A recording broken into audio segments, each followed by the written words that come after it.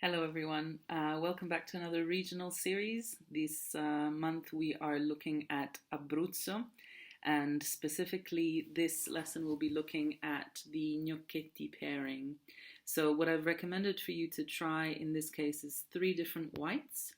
One of them is the autochthonous Trebbiano di Abruzzo. So you might have heard of Trebbiano before. It's one of those grapes that gets planted all over the country, but no one really knows which version they're planting. So of Trebbiano, we have about 30 varieties in Italy, and each region should technically have its own, not clone, but we call them biotypes.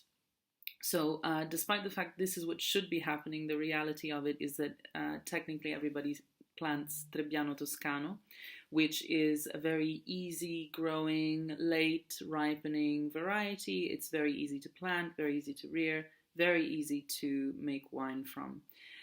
Because of this, though, you tend to have these Trebbiani all over the country that taste very similar. They don't have a lot of character. It doesn't give the soil or the winemaker, for that matter, a chance to give a little bit of identity into the wine. And so you have these very flat tasting wines. You taste one, you taste two, and then you decide that maybe you don't want to taste Trebbiano anymore, which is a shame because Trebbiano d'Abruzzo has the potential to be a great, great white. The problem is that because of its reputation, nobody plants it because nobody buys it. So in recent years, one producer in particular, which is Valentini, has taken it upon himself to give it a little bit of a rebrand to Trebbiano, and he's reduced yields by about 70% in his vineyard, because historically the regulations in place for the yields of Abruzzo are very high in that you can produce a lot of wine from the land. So what does this mean? In order to understand the yield concept, you have to think that a vineyard will be planted with, let's say, 100 plants. And from these 100 plants, there are regulations in place which specify how much or how many bunches or how many kilos per plant you can pick. So per hectare, you are allowed X kilos of grapes.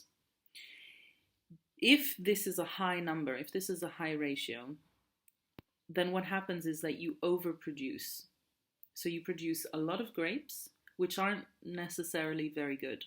If you lower that yield, you are forced to you're forced to trim early on in the spring. This is something that I've mentioned before a couple of times. In springtime, when the vine goes through its flowering moment or step and programs itself to produce for that vintage, you allow the plant to program itself. So you allow it to produce what it needs to create 5 bunches.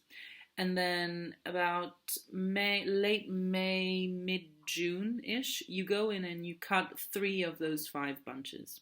So the plant, a little bit like a software, has programmed itself to produce and to pick up nutrients and minerals and water for 5 different bunches. But because those 5 bunches are no longer there, what would have originally gone into those 5 bunches now goes into 2. So it's a concentration of flavor of everything, which brings the quality of the wine way, way, way up. So if you lower the yield, the quality goes up. Problem is, you make less wine, you make less bottles, it costs also more because you need to have more interventions in the vineyard than you would have ordinarily.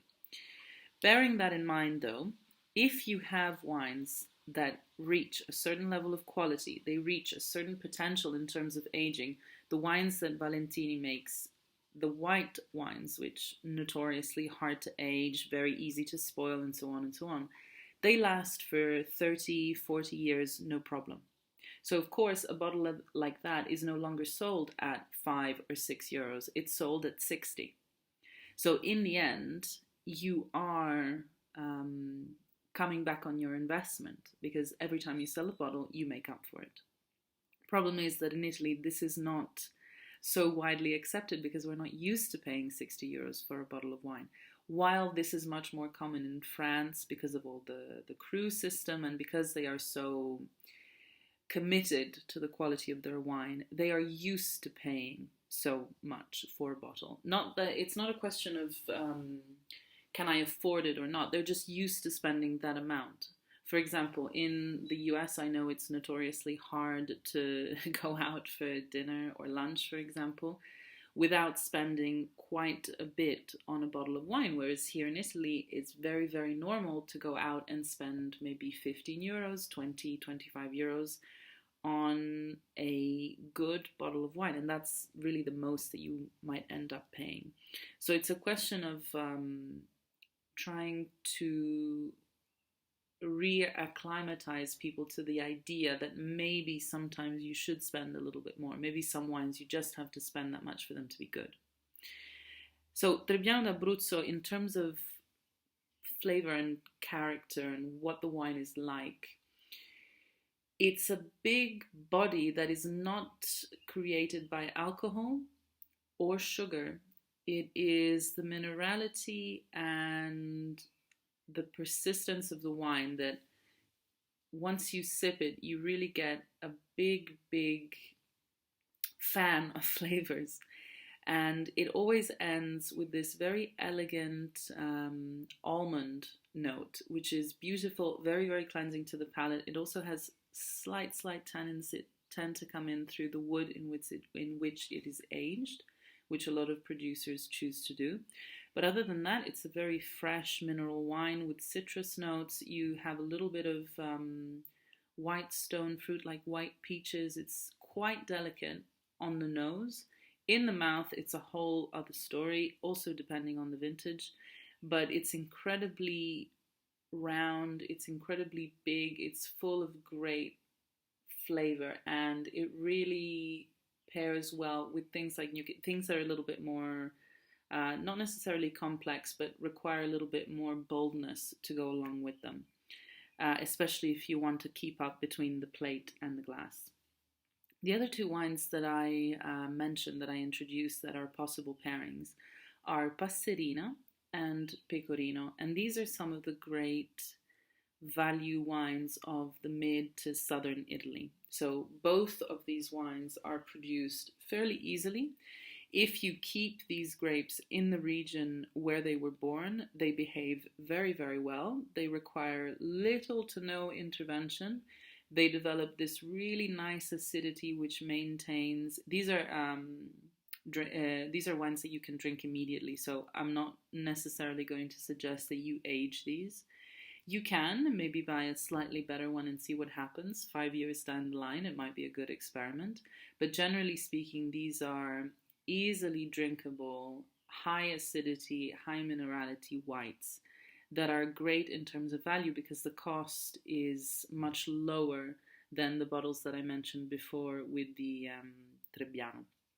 A lot of producers choose to create sparkling wine from both Pecorino or Passerina. They have done so fairly successfully. It's something that is starting to take hold.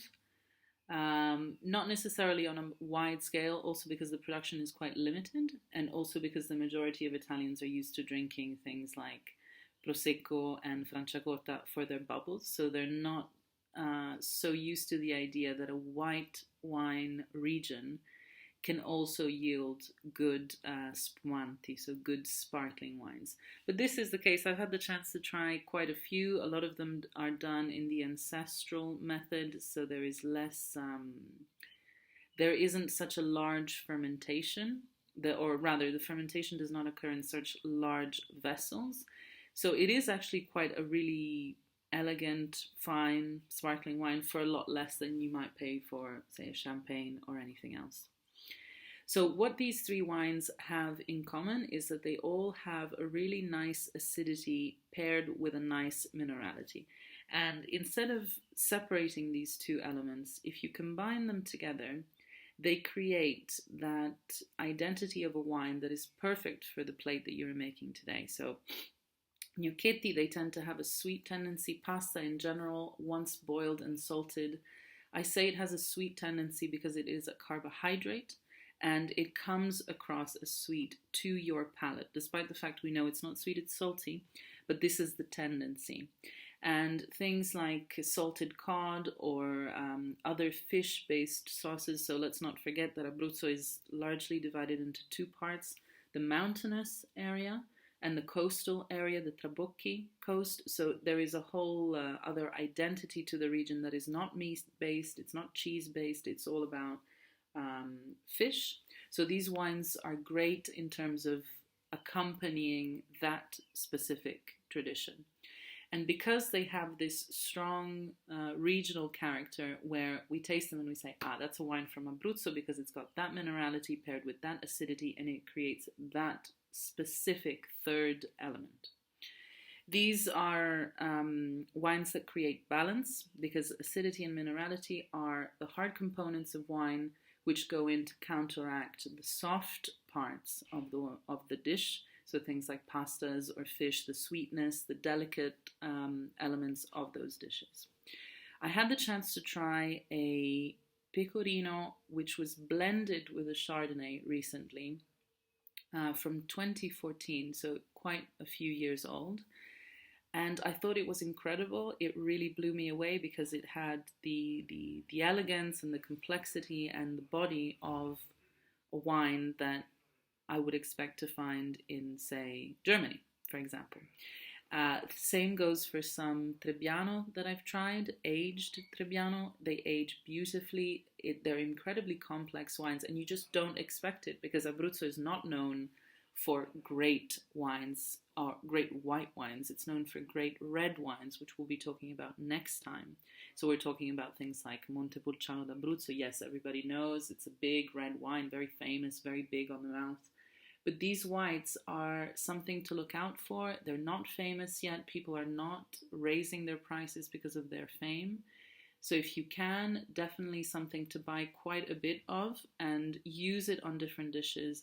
See how it pairs, see how it behaves with different, typically white pairings, so things like fish, pasta, and so on.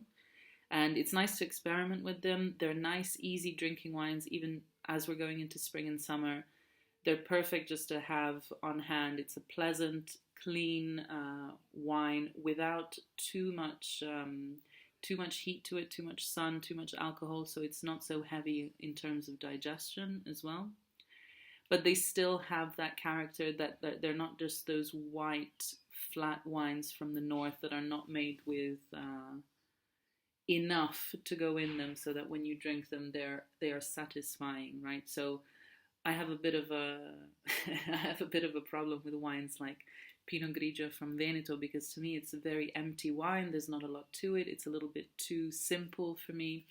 Wines from a little bit further south, especially from mountainous regions like Abruzzo, have that little bit of character more that just makes them a little bit more interesting and, like I said, just a little bit more satisfying. So I hope you enjoy this pairing. Please let me know what you think. Let me know if you have any questions.